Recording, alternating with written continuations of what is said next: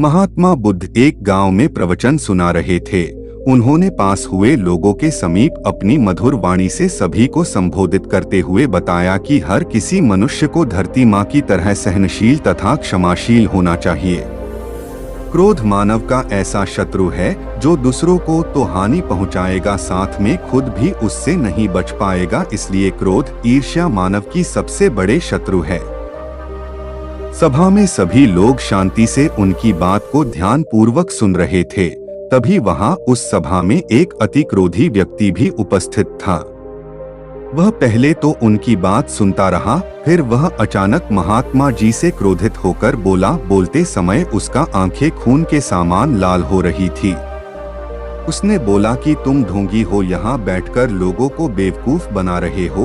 यह जो भी तुम कुछ कह रहे हो ना, इसको सचमुच करना बहुत मुश्किल है। समझे, तुम्हारी इन बातों का कोई मतलब नहीं है। यह सब बातें कोई मायने नहीं रखती असल जिंदगी में। कहानी सुनाना बंद करो धूर्त महात्मा, और जहाँ से आए हो वहीं चले जाओ।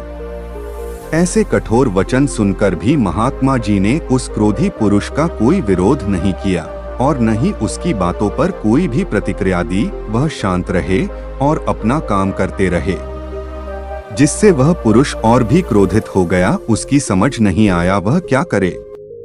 तब उस पुरुष ने महात्मा जी के मुंह पर थूक कर चला गया।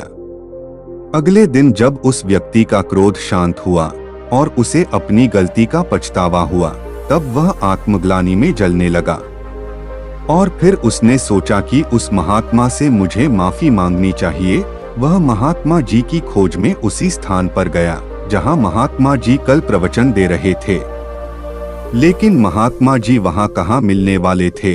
वह तो अपने शिष्यों के साथ अन्य किसी गांव की यात्रा पर निकल पड़े। वह पुरुष सब लोगों से महात्मा जी के बारे में पूछता उस स्थान पर पहुंच गया जहां की महात्मा जी प्रवचन कर रहे थे। तब उस पुरुष को महात्मा जी के शिष्यों ने उसे उनके पास जाने से रोका, लेकिन महात्मा जी ने अपने शिष्यों को आदेश दिया कि आने दे उस पुरुष को। तब वह पुरुष महात्मा जी के चरणों पर गिर गया। उनसे बोला, मुझे क्षमा कीजिए महाराज। उसने महात्मा जी से पूछा, क्या आप भूल गए हो कि मैं वही जिसने कल आपका इतना अपमान किया था। मैं अपने दुष्ट कृत्य की आपसे माफी मांगता हूँ। तब महात्मा जी ने बड़े शालीनता से उस पुरुष से बोले कि कौन सी बात। तब उस पुरुष ने बड़ी हैरानी से महात्मा जी की ओर देखा।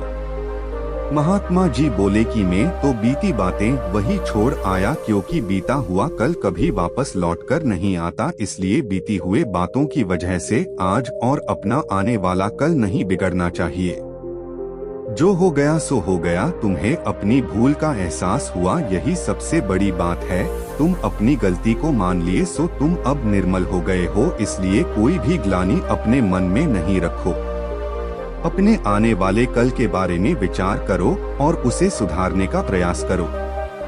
महात्मा जी की बात सुनकर उस पुरुष के मन का भार हल्का हो गया और उसने महात्मा जी के चरणों को पकड़कर कहा, आज से मैं अपने क्रोध का त्याग करता हूँ और धैर्यवान और क्षमाशील होने का प्रण आज से लेता हूँ।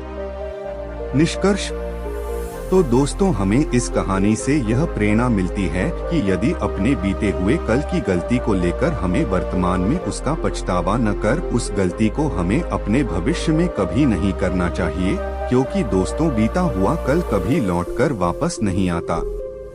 तो अगर आपको महात्मा गौतम बुद्ध की इस कहानी से कुछ सीखने को मिला हो तो अपने दोस्तों के साथ इसे जरूर शेयर करें।